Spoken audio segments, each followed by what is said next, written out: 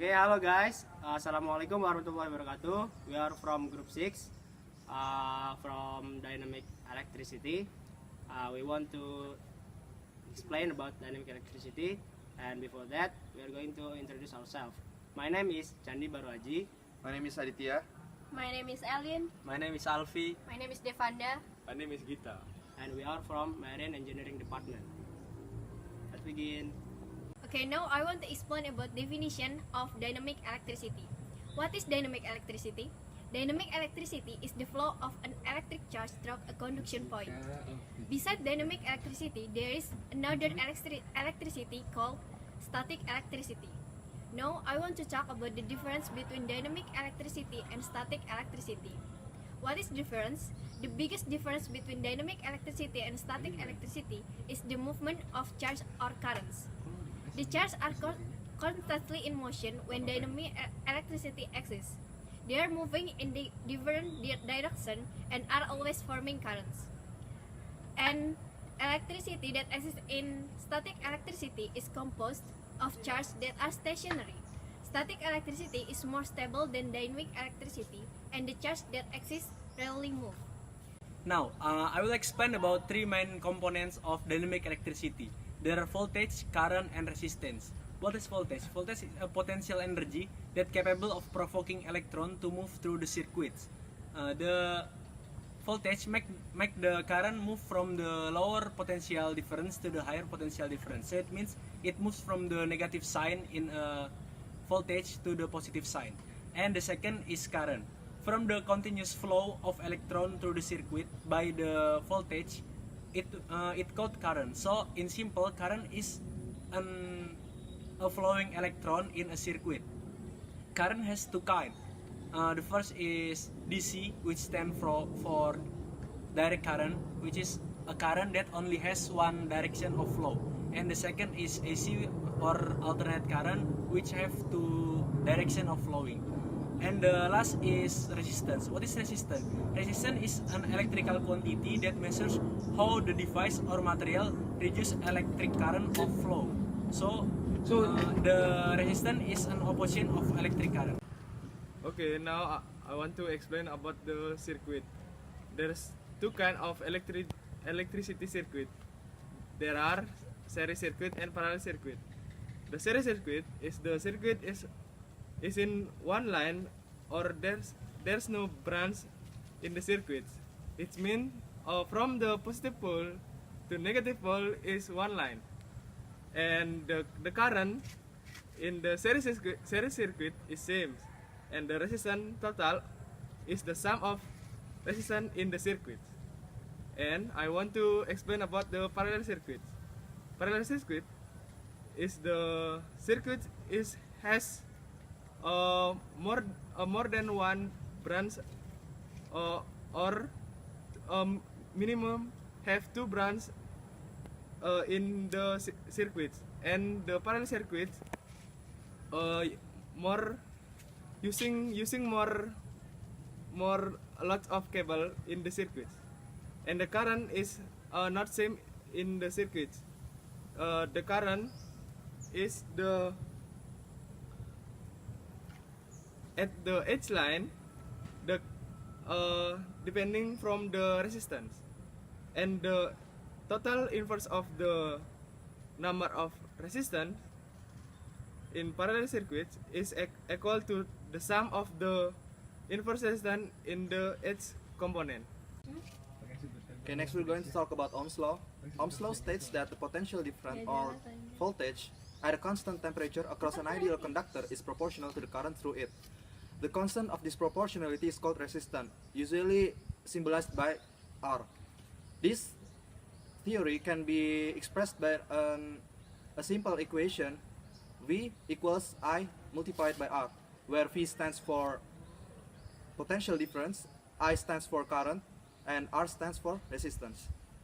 By knowing any two values of voltage, current, or resistance, you can find Ohm's law to find the missing third values.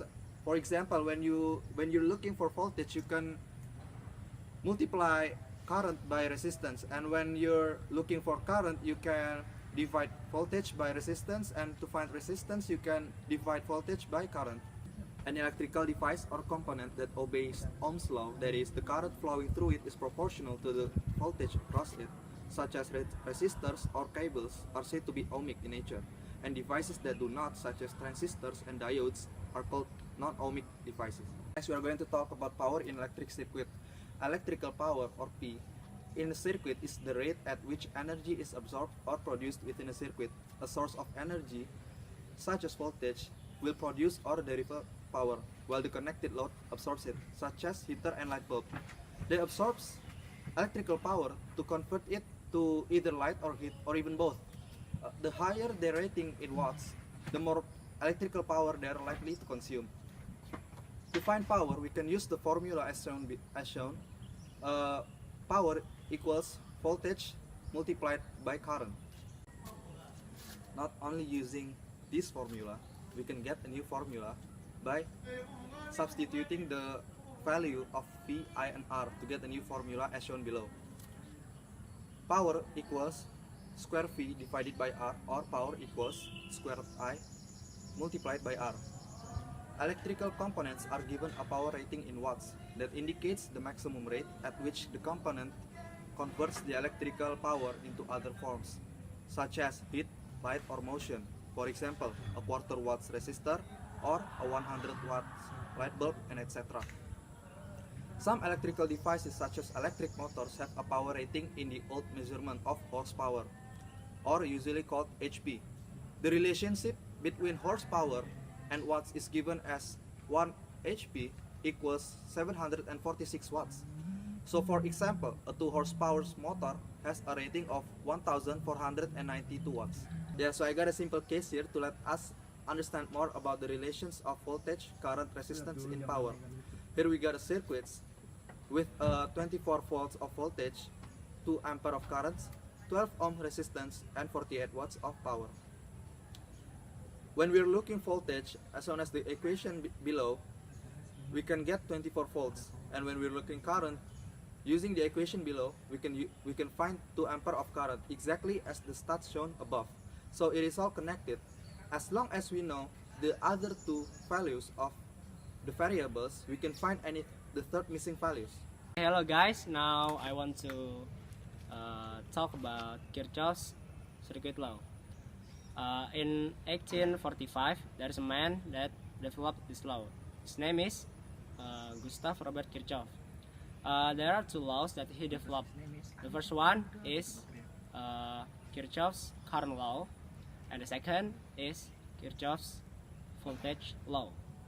Before we are going through to the material, I want you to know some keywords that used in this section. The first one is circuit. A circuit is a closed loop conducting path in which an electrical flows current. And the second is path, a single line of connecting elements or source. And the third, node.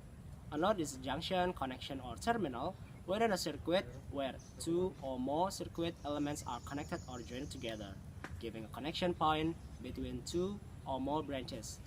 And the fourth is branch. Branch is a single or group of components such as resistors or a source which are connected between 2 nodes. And the fifth is a loop.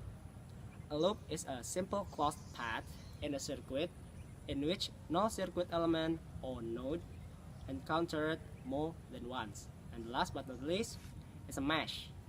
A mesh is a single open loop that doesn't have a closed path. There are no components inside a mesh. Okay, the first law is Kirchhoff's current law, or KCL. Kirchhoff's current law states that total current or charge entering a junction or node is exactly equal to the charge leaving the node, as it has no other place to go except to leave, as no charge is lost within the node. So, in other words, in algebraic sum of all the currents entering and leaving a node must be equal to 0. So, if you have a current that's exciting, that is equal with the current that's entering.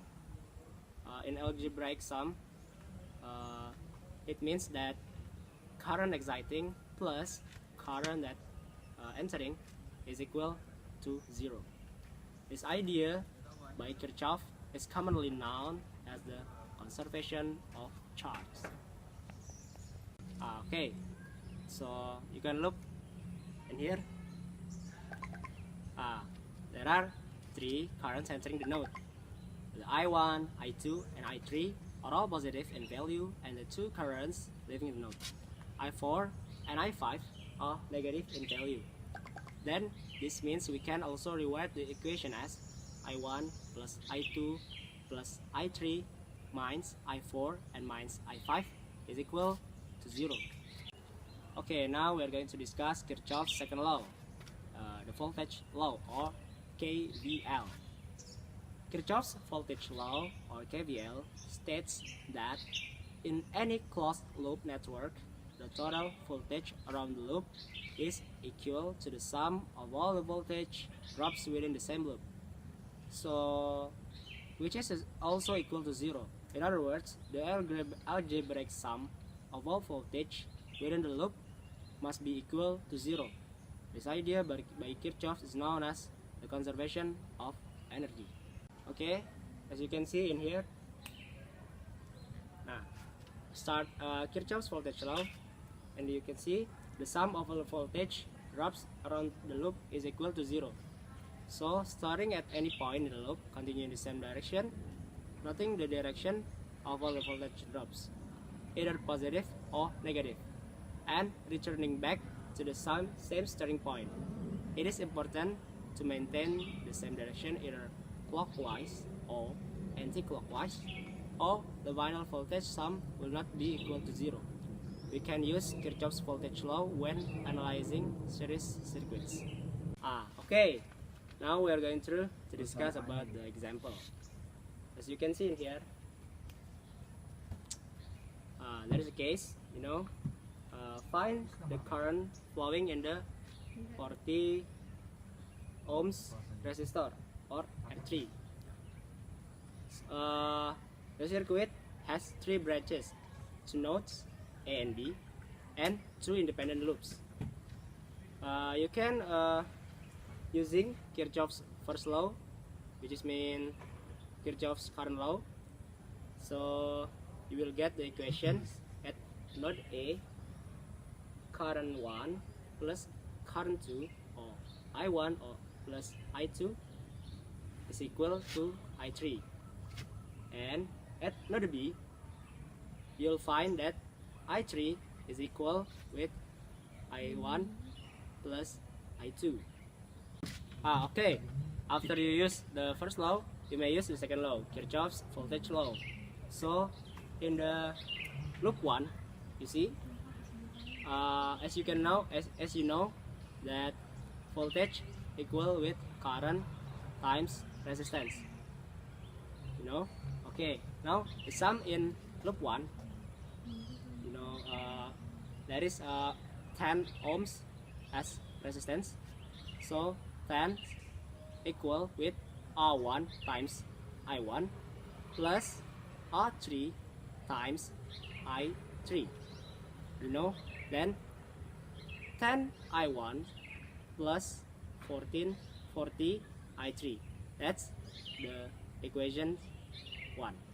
And the equation 2, you can see in the loop 2, given as 20 is equal with R2 times I2 and R3 times I3. So you got 20 I2 plus 40 I3. That's the equation number 2.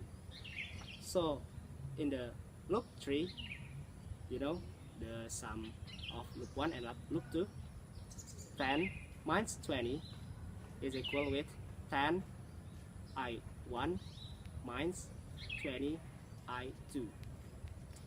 As in the I3 is the sum of I1 plus I2, we can rewrite the equations as 10 equal with 10 I1 plus 40 I1 plus I2. So you got 50 I1 plus 40 I2. And the equation number 2 is 20 is equal with 20 I2 plus 40 I1 and plus I2. So it means that you got 40 I1 plus 60 I2. We now have two simultaneous equations that can be reduced to give us the value of I1 and I2. So you can substitutions of I1 in terms of I2 gives us the value of I1 as minus 0.153 amps. And the substitution of I2 in terms of I1 gives us the value of I2 as plus 0.429 amps, as the I3 is equal with I1 plus I2. So the current flowing in a resistor R3 is given as minus 0.153 plus 0.429, so it's equal with 0.289 amps. And the voltage across the resistor in R3 is given as 0.289 times 40. So we got 11.54 volts. The negative sign for I1 means that the direction of the current flow initially given was wrong. But don't worry, the less still valid. In fact, the 20-volt battery is charging the 10-volt battery. Also, you heard my explanations. We got the basic procedure for using Kirchhoff's circuit laws. The first one is assume all voltage and resistance are given. If not, label them with V1 or V2, R1, R2, I1, I2. And then the second, label each branch with a branch current, as I said before. And the third, find Kirchhoff's first law equations for each node. And then the fourth, find Kirchhoff's second law, KVL, equations for each of the independent loops of the circuit. And last, use linear simultaneous equations as required to find the unknown currents. Okay guys, I will explain about the application of dynamic electricity in marine engineering. First, we know that all of the electrical circuit in the world using a dynamic electricity system, even in the ship. In ship, the lightning system is using a dynamic electricity or alternating current. The second, to turn on the pump, we are using a dynamic electricity. Okay guys, that is our explanations from group 6, dynamic electricity. We are sorry for our mistake and we hope you understand what we said. Thank you for your attention. Wassalamualaikum warahmatullahi wabarakatuh.